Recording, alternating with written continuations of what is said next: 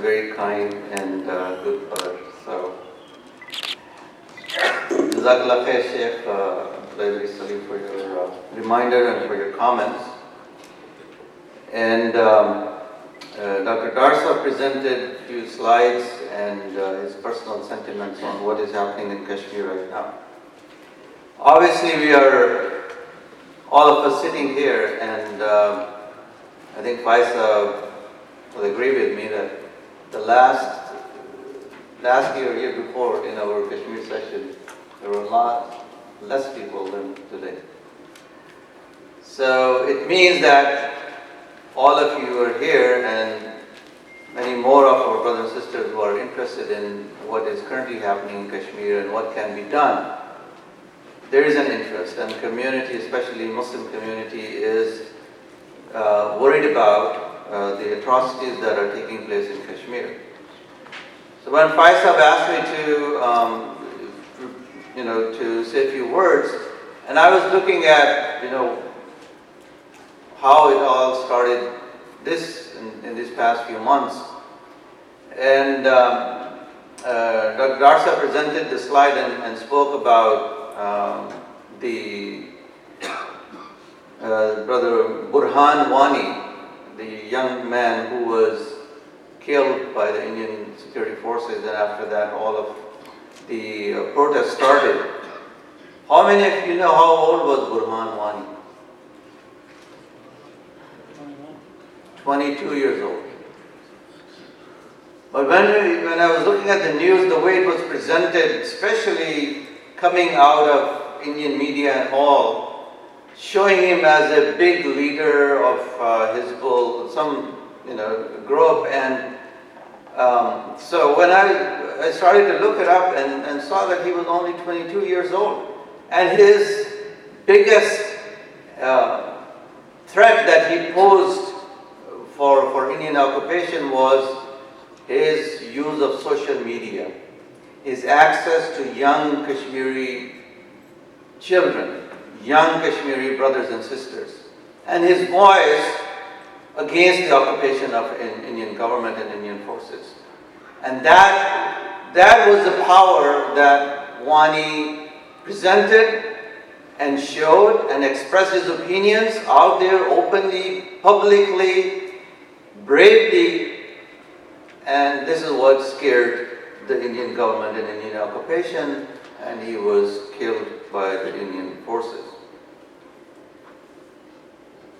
New York Times, I was looking it up, and they had recently an article, and they say that the major cause of the uprising is the resentment among Kashmiri youths who have come of age under an Indian security apparatus that acts against civilians with impunity.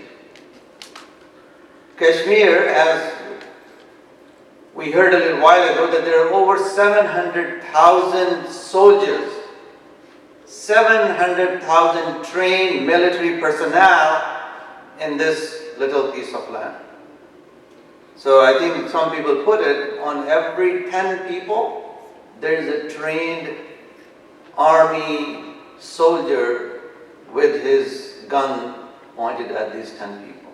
This is much more than Palestine. This is much more than Syria. This is much more than other places in the world. So, Kashmir is subject to India's Armed Forces Special Powers Act, which is known as AFSPA. And what is it?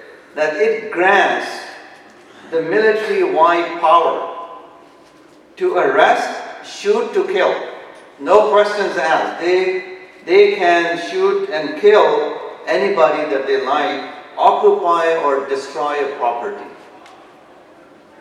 These are the powers given to the security forces who are in Kashmir, and the atrocities that they are creating, lives that are being lost, children who are losing their eyesight, becoming blind and maimed, and this is what is happening over this. Over 600 of children, young children mainly, who are becoming blind because of the use of the new way of torture that is being implemented by the Indian security forces. It is clearly a torture, the way they present it, that it does not kill people, but what is happening is that it is making people blind, and especially children. I'm sure many of you sitting here have read about the issue of mass graves in Kashmir, using rape as a torture against the population. Again, the destruction of property as they please, creating, separating the neighborhood from one to another, putting barbed wire so people cannot travel easily between place to place. I was looking up and there were people who are cancer patients and they have no easy access to medication. I spoke with a brother today who just came back from India, and he went there to participate in a family wedding where half of it was going to take place in Srinagar, but they couldn't do the wedding. So they came back. For it is almost 2 months now that this valley is going through this kind of curfew and torture by the Indian forces. We have a short time and I just quickly want to go to, Alhamdulillah, Sheikh.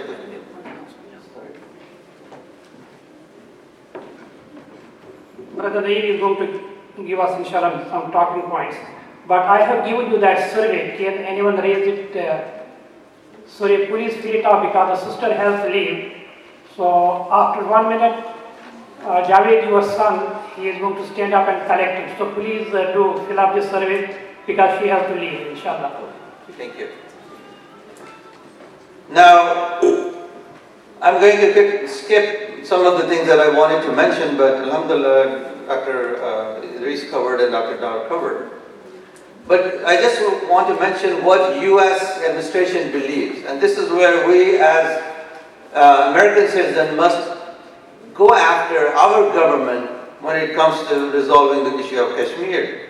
According to the State Department, and this is what State Department believes in, that we want to see dialogue between India and Kashmir, India, Pakistan and Kashmir on how to resolve the conflict in Kashmir. And our policy hasn't changed. So this is the policy, and this has been the policy for the last 69 years, but nothing is happening. And these are only the words, and America is not interested in the issue of Kashmir. And my brother and sister, you know why? Because we are not pushing it. India has a trade partners. India exports a lot. Look up the list of top 10 trade partners of India. 4 are Muslim countries.